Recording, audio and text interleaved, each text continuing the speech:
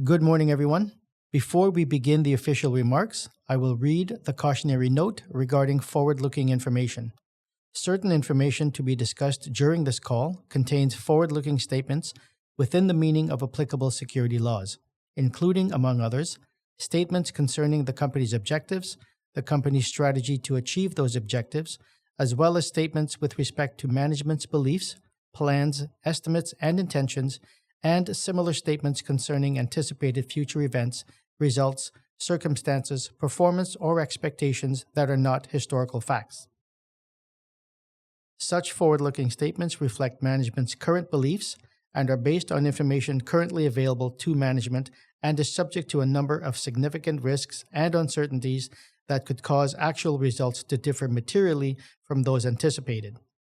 Please refer to the cautionary statement and the risk factors identified in our filings with SEDAR for a more detailed explanation of the inherent risks and uncertainties that could affect such forward-looking statements.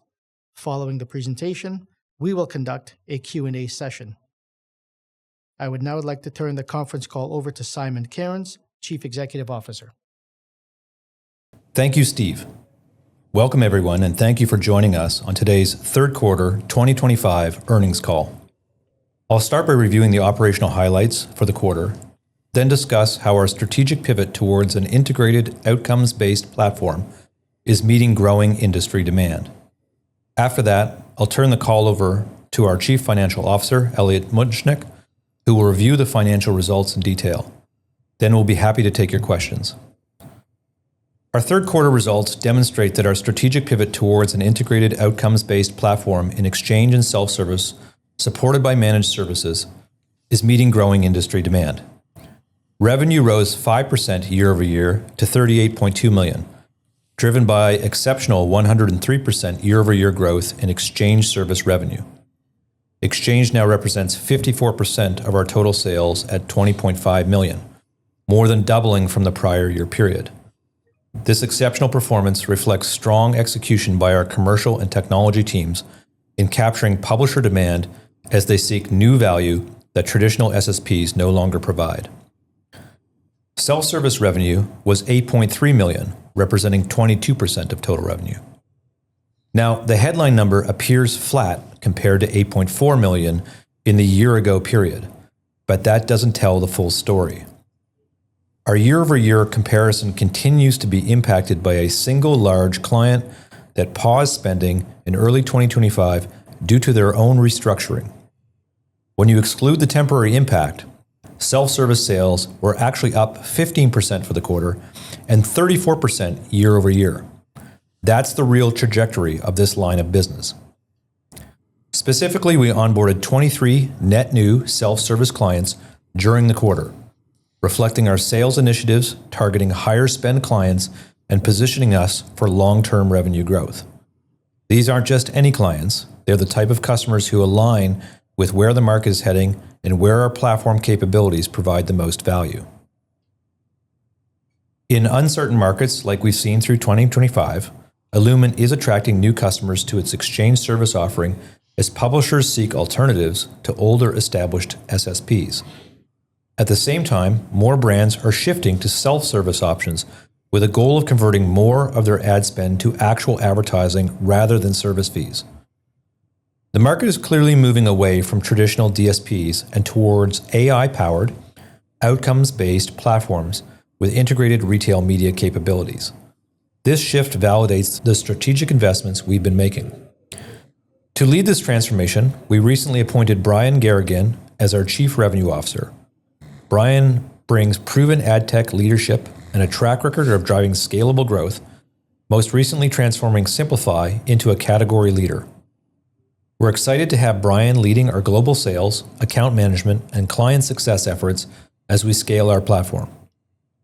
Our investments in leading in-app incrementality measurement are expected to be rolled out later this year and in the first half of 2026. Combined with our plan to transition self-service to a fully generative AI solution in 2026, these capabilities will enable us to add far more value to brands and marketers well beyond the historic customer profile and increase our growth trajectory.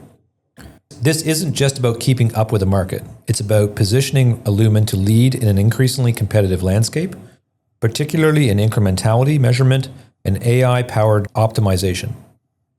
These are the capabilities that will differentiate winners from everyone else in our space. Now, managed service revenue was $9.4 million, down from the prior year. As per earlier this year, market conditions have impacted advertisers' willingness to market on a full funnel basis, which has impacted our managed sales. As such, we can't sugarcoat this. Managed is a challenge, but platform data indicates we have a very sellable solution. Our platform data indicates that we're attracting larger, premium-focused agencies as opposed to our traditional mid-market agencies. These agencies are willing to pay a premium for performance, and our managed services performance and pricing are as good or better than any of the larger brands in our industry. As a result, we are now refocusing our sales pitch around a revitalized managed, matched with some additional services that reach beyond our traditional DSP capabilities. And as a result, in Q4, we are already seeing better performance in our managed pipeline. Furthermore, our managed services is now integrated with Exchange. So just like in Self, we can offer compelling pricing and supply chain optimization to our managed service and self-service clients alike. This brings our managed services pitch in line with an outcomes-based approach to the platform that is proving itself out in both Exchange and self-service already. For too long, the managed line has been sold as us assisting you in producing great campaigns. You'll see us reposition the entire sales pitch under our new CRO to focus on outcome-based approaches and how it can serve as an upsell to self-service solution.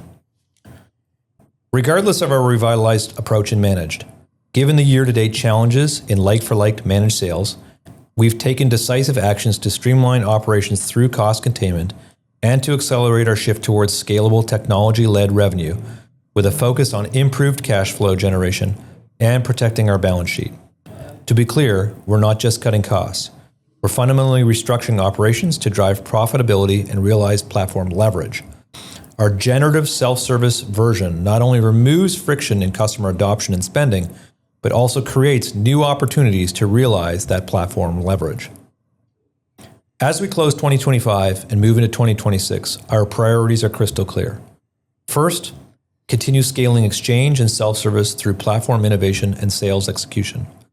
The momentum is there. We need to capitalize on it.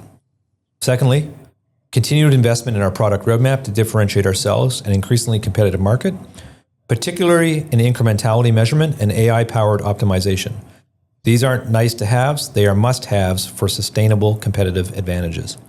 And third, complete our operational restructuring to drive profitability and platform leverage. The early benefits from restructuring and cost reduction initiatives we've been implementing this year are already visible, and these actions are helping us position the company for improved profitability as we move into 2026. We're confident this strategy will position illumin for sustainable, profitable growth. Now I'll turn the call over to Elliot to provide detailed review of our third quarter financial results. Thank you, Simon. Good morning, everyone, and thank you for joining our third quarter 2025 earnings call. Today, we reported our third quarter 2025 results that included sustained revenue growth driven by another quarter of exceptional performance in Exchange service, which rose, as Simon mentioned, 103% year over year as our initiatives to drive adoption and expand demand continue to pay off.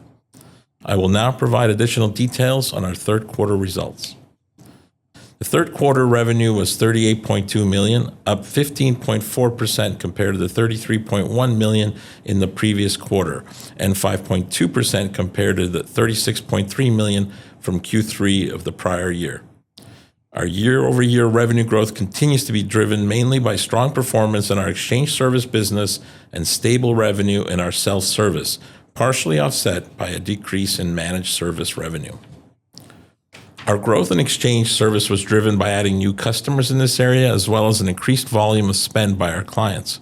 We are now seeing the benefits from our efforts over the past year to invest in key technology improvements, working with external partners to improve these capabilities, and by providing better service due to our expanded customer support team. Turning to self-service, revenue was $8.3 million, relatively stable with last year's third quarter and representing 22% of total revenue for the quarter.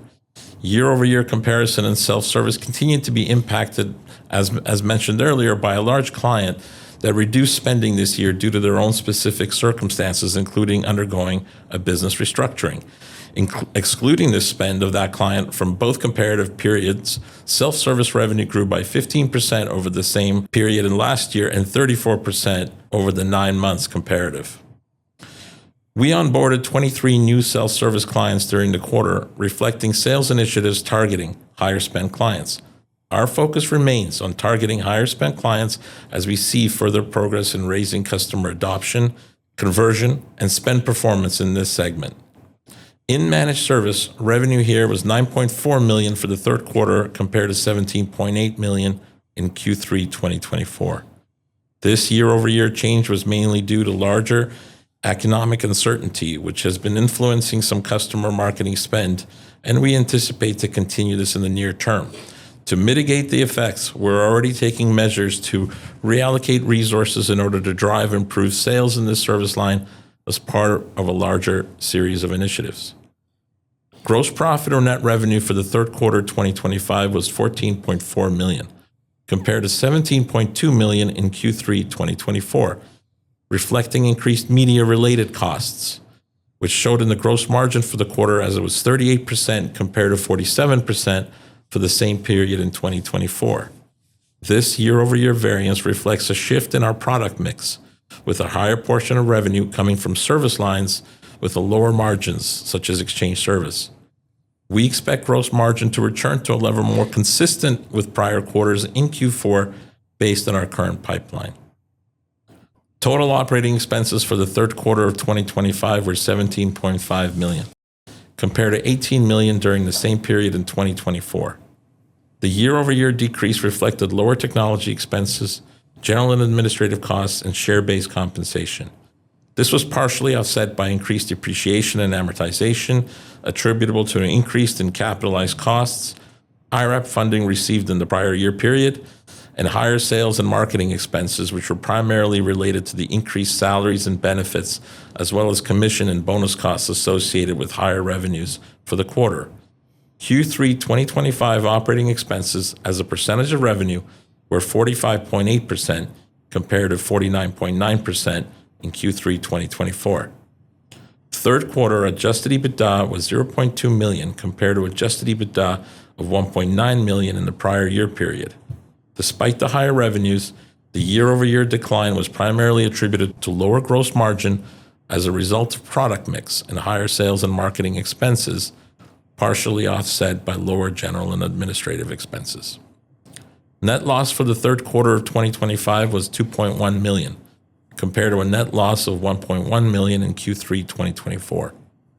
The year-over-year change reflects the lower adjusted EBITDA, as mentioned above, higher depreciation and amortization expense, and higher severance expenses as part of our cost containment initiatives, partly offset by net foreign exchange gain versus a loss in the prior period. On December 23rd of 2024, the company commenced a normal course issuer bid, or NCIB, to purchase for cancellation up to 3.9 million of its outstanding common shares. As of September 30th, a total of 744,108 shares have been repurchased under this facility at an average price of $1.65 per share for a total cost of $1.228 million. This includes 432,490 common shares during the third quarter of 2025 at an average price of $1.57 per share for a total cost of $680,123.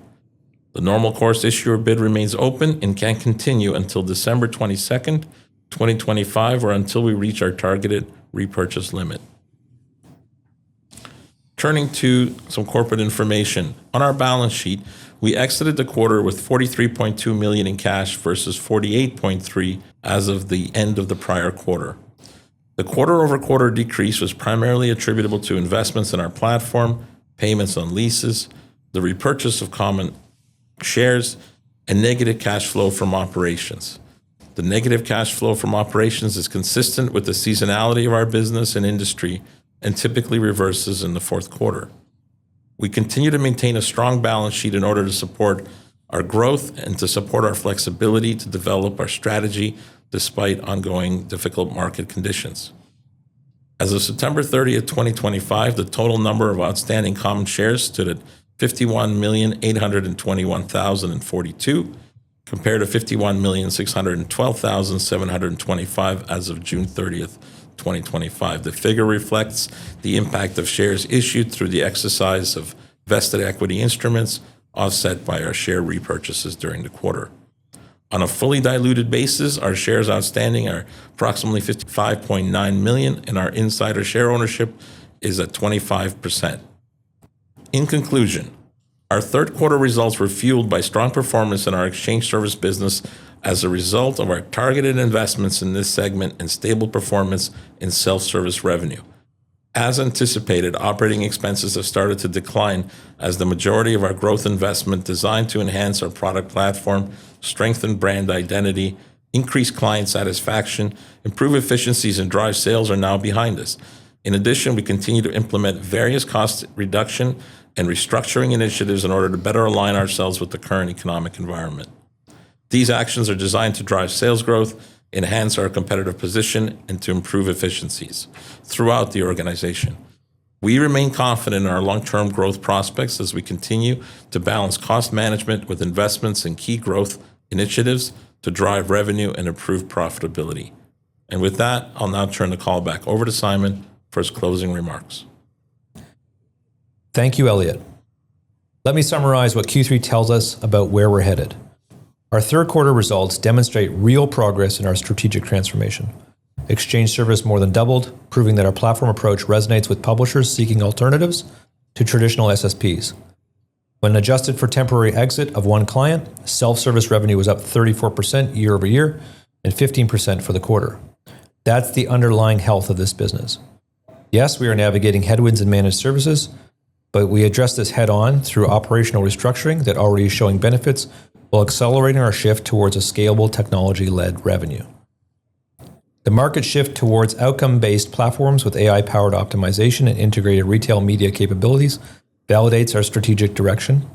Our investments in incrementality measurement and generative AI for self-service will position us to capture that opportunity.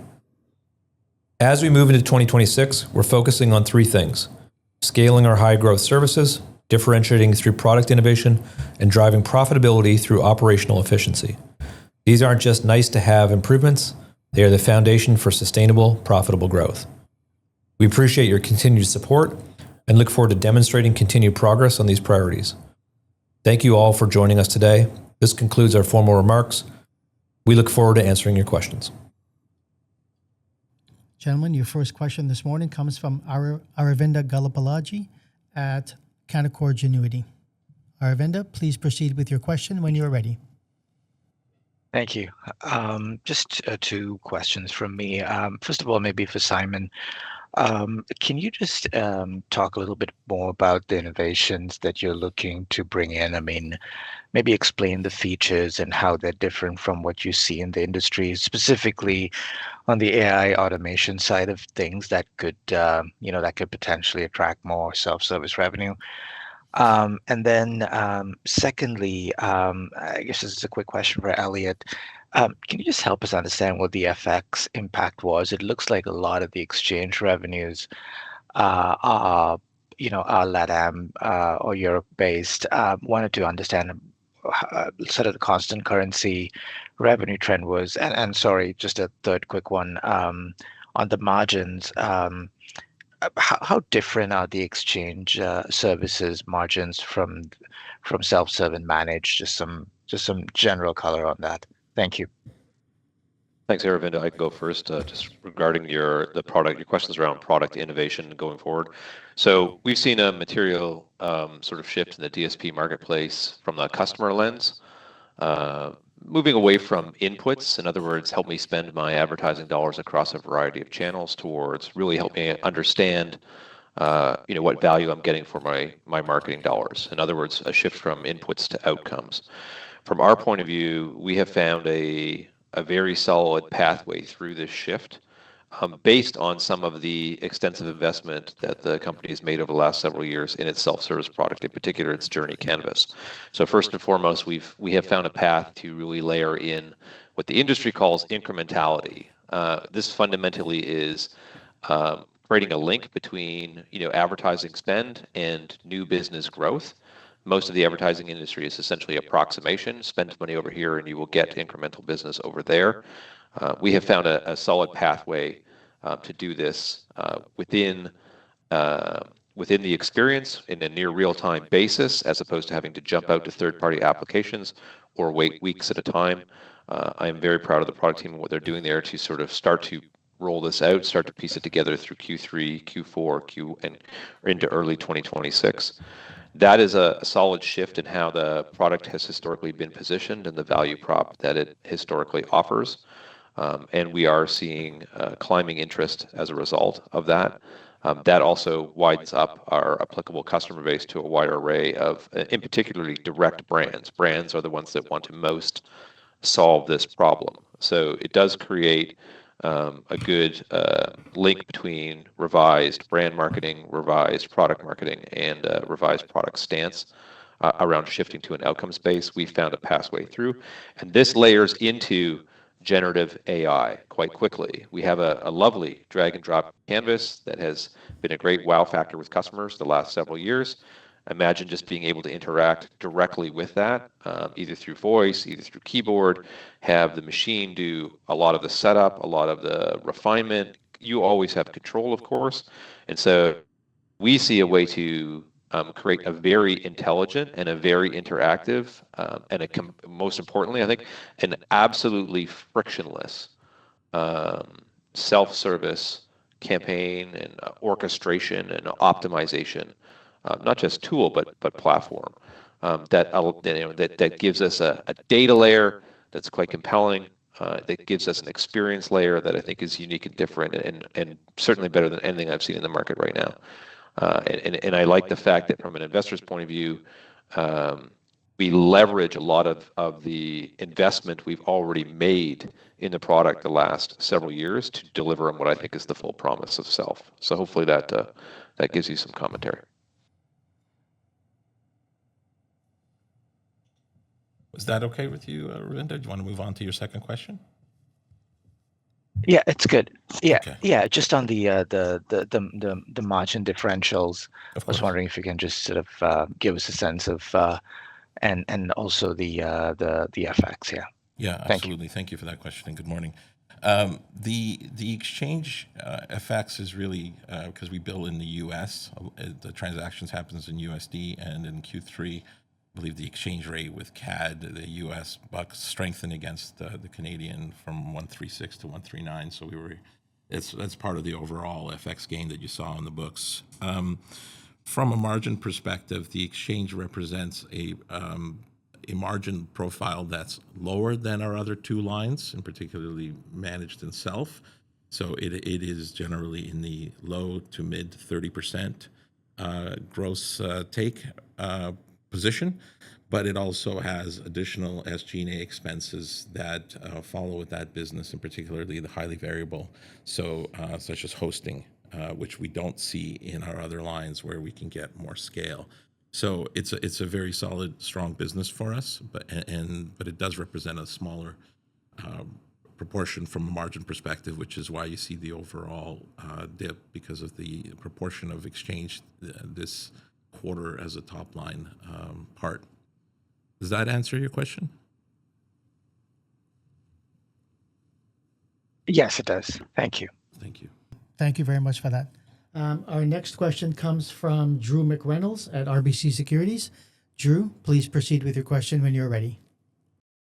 Good morning, Drew. Yeah, I can hear you guys if you can hear me, and I think this is a first with our technology on our end, so nice to connect. Any event. Some follow-ups for me, maybe starting with you, Elliot, just on cost efficiencies. Mm-hmm. Just where are you in terms of kind of realizing those cost efficiencies with Q3, and kind of how do they funnel in as we go forward? And then second question, maybe for you, Simon, on the managed services side. Obviously, there is a ton of change that's happening in the ad tech world. What do you see here in this segment as kind of cyclical versus structural? And maybe a third one just on the self-serve. Just remind me, when do we lap that pause in customer spend earlier this year? Thank you. Thank you, Drew, and good morning. And I am really happy that we both have our technology aligned this time around so we could hear each other clearly. So to your question as to the cost efficiencies that we undertook at the end of the second quarter, we've actually been able to realize those cost efficiencies. There are some tail on that around real estate that's going to take probably until the end of the year to actualize here. But for the most part, we're seeing that. So one of the reasons that it's obviously impacted this year a bit is because it involved people. So there was a severance charge that reduced the cash impact of those savings. And at the same time, as our margin profile changed, it obfuscated some of the savings on our SG&A that we were realizing by the fact that we have a lower gross profit and some additional expenses to support the business that is surging. But we've done what we needed to do. At the end of the second quarter, we've made substantive changes in our headcount, and particularly in North America, and repurposed a lot of those investment focus as to what Simon said, with our existing capital to support these innovations, that with our existing people, and to focus on sales growth. So from our perspective, we've accomplished what we needed to do with the cost savings. We're just looking at the profile of the business and seeing how it's progressing in Q3 was probably we saw a bigger fallback in our top line from managed than we had expected. Does that answer your question, Drew? I can take the question as. Yep, that's great. Thank you. Maybe on to Simon on the managed services side. Thanks, Drew, and thanks for the question. So you asked about cyclical and then also structural. So in terms of cyclical, through the first, sort of calendar half of or 3 quarters of this year, the way I would characterize the cyclical impact on managed is some of the opaqueness in the global trade economy, in particular, all goods going in and out of the United States, obviously. So specifically, what I mean is, if you're a marketer and you're trying to plan your fall or your holiday or your seasonal discounts, your offers to capture, say, consumer demand or new customer business in the second half of 2025, and you're starting your brand campaigns, your full funnel campaigns out in January, February, March, and April in order to drive that demand. A lot of marketers told us that they suffer from being really unclear about what discounts, what offers they can have, because they don't necessarily know what the margin is on their products, given tariffs, for example. So across the board, they sort of hit pause on some of the top of funnel advertising. This is primarily brand advertising, positioning advertising, and instead sort of just went with short-term, practical, tactical. They secured enough inventory for their products. They know what their price is. They know what margin they're going to make on their products. They know what discounts they can offer. So they went practical, tactical. In Q2 and Q3, we see that where we see spending, for example, and brands and whatnot, active on, say, self-service products to achieve that. Managed offers, both offer full funnel value, but managed usually gets more customers who want to do more full funnel work. They want to do a bit of that brand work plus a bit of the practical, tactical. And with that brand work sort of shifting downward across the first half of this year, that is the cyclical side that did impact managed for us year to date. This is not unique to us. There are several industry reports that note that on the whole, full funnel advertising really took a beating the first half of this year.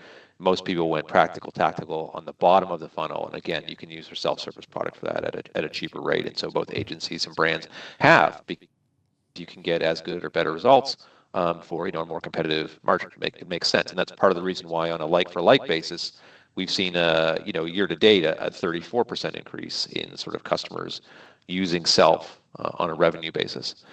In terms of structural, so slightly different story there. Because we have sort of seen brands and agencies adopt self, and they're getting good results, and the margin profile is different naturally. We've seen that the customers who are winning with us on managed, and that's really my lens. Not so much are we winning, but are they winning with us? Are they getting good value? Are they sticking through? Those customers are slightly different than our historic ideal customer profile. They're actually larger, bigger, more robust agencies who are willing to pay a premium for premium support, premium service, white glove support, insights, ideas, coaching. And so while the customer segment it shows up in our results, it's definitively smaller what we're seeing right now, which is why we are seeing a material decline in the managed results year to date. But those customers themselves are actually quite solid. So this means that we do need to rebuild the pitch. We do need to reposition managed around sort of a bit of more of a premium service, a bit more sort of what are the motivators of these larger agencies, for example, who are willing to pay the premium to get that extra differential with their customers. And so, with our new CRO and with some other platform innovation we're doing that I mentioned in the previous question, specifically related to outcomes, this is a big piece. We feel like we've got the cards now, like in our hands. Finally, I think to have a good, meaningful, outcomes-centric, performance-centric, up-market pitch on managed, it's essential for us to now push that out in the marketplace and get that managed pipe up and get the managed sales up in 2026 for sure. So hopefully that answers your question. Yeah, that's super explanation. Thank you for all that. And then just lastly, just lapping the one customer.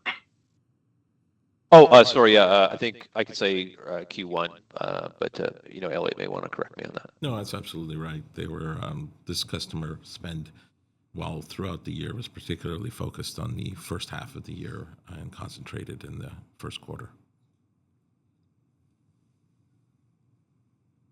Okay, that's great. Thanks very much. Thank you. Thank you very much for your questions, Drew. Gentlemen, your next question comes from Thomas Hugh from Paradigm Capital. Thomas, please proceed with your question when you are ready. Hey, good morning, Simon and Elliot. My question is just on the revenue mix. So for this quarter, there were some shifts, and you guys are going through your transformation, and there was the effects from a large customer. My question is whether we could take this quarter as a baseline for maybe Q4, and then as we move further out into 26 and into the future, like where do you see your ideal revenue mix to be in the illumin business? I can take. I don't know what sort of say with the guides sort of similar. I'll let Elliot sort of answer that in terms of Q4, but I will say that we do expect the gross margin in particular to bounce back in Q4, and I would want to call that out and not have that necessarily buried under the lead of your question. So we did see a decline in gross margin this quarter, partly due to some mix shift for sure, but also we've had some larger customers on the DSP side, a larger customer in particular on the DSP side, who experimenting with us, testing with us, and at a lower margin profile, and that pulled it down. So we do expect a bounce back in the gross margin in Q4. So I did want to call that out, but I'll let sort of Elliot provide probably a more adult answer just related to the Q4. Thank you, Simon, and good morning, Thomas. So we don't believe that Q3 is representative of our going forward. We had particularly a quarter where managed fell off while others remained stable or grew. We believe that with what we're doing, with the effort that we're putting in and the things that Simon discussed in his remarks, that those will help us kind of deal with the immediate headwinds in managed service. And so we believe that that's a line that we could improve and thereby improving our gross margin overall and our bottom line performance as a result. So I would not draw a line from Q3. From a proportionality perspective, it's quite out of line. We think that we should be with managed and self-serve to have the largest proportion of our top line, with Exchange still a very strong participant, but perhaps not at the level that it has been in Q3.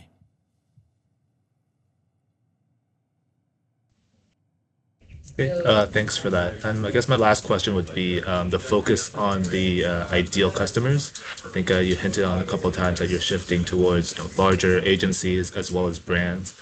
Maybe a little bit more about like what you can share on that. That would be great.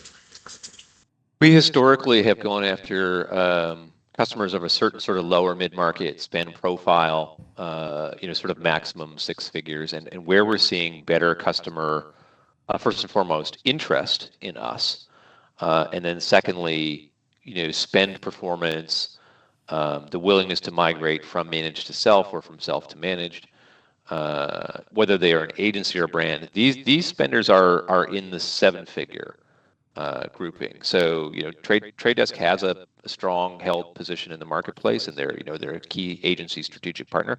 I'm not saying that, but we have found a strong interest in what we're doing from what we nickname challenger brands. So this is not the category captain, for example, of the brand in the space, but they're the challenger brand, and they have money to spend to get their brand out there, to get their product out there, and they're less subject to say the quarterly or the month-to-month whims of the economy.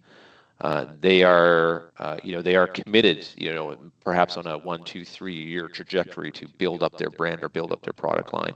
They're not startups. I'm not characterizing that. I think you know what I mean when I say a challenger brand. They are very established, and they're really trying to get, they're essentially trying to break through to that next level of market share in whatever it is that they're doing.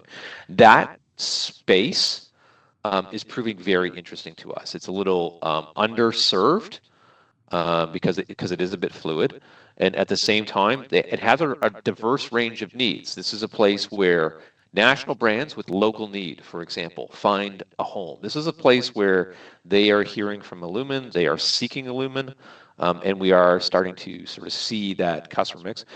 From my point of view, I suffer from I want everything all the time, right now, immediately, and so we can't get there fast enough. So we did a brand relaunch in Q3. If you saw us maybe at Adweek or even on our website, we are focusing first and foremost much more on making a direct sort of human and productivity question between the product and the customer. Typically, historically, DSPs have been marketed as amazing tech and towards men. That's not who is in this space definitively. And secondarily, it is about helping. I always joke internally, we're in the hero making business. That's sort of where we're repositioning the product line and the feature set, and this resonates well with that seven-figure spending customer, and that's where I think we see a lot of interest that's going to emerge or is emerging around self. It's important to get managed in there. Again, I think we've been so focused on self the last little bit because that's where the demand is. Where attention goes, energy flows, but we've identified that we see a similar, slightly different but similar pattern with agencies in particular around managed services who want that premium support. Slightly different story there, but similar enough. And so it's important to get managed into that arena quickly. And so 2026 is all about getting after this customer, helping make heroes out of them, really transitioning and getting the product first and foremost fully out there in terms of an outcomes-based position and approach, and then rolling into a generative solution, because that generative piece, I get it, like everybody there's talking about AI, great, amazing like that. My actual goal is very simple. The fact that it can remove so much friction to helping people succeed, I think is going to be a key. That canvas plus the generative, I think, is going to be a key long-term unlock in terms of creating value for the customers, which then should return value to the shareholders. So hopefully that helps your question. Thank you. Thank you very much for that, Thomas. I'll just take a quick pass through the audience to see if there are any follow-up questions for Simon and Elliot. As there are no further questions, this will conclude our presentation for this quarter. My thanks to Simon, Elliot, and a special thank you to our analysts and shareholders for attending this morning. Please join us the next time as we present our fourth quarter and full year 2025 financial and operating results. Goodbye for now.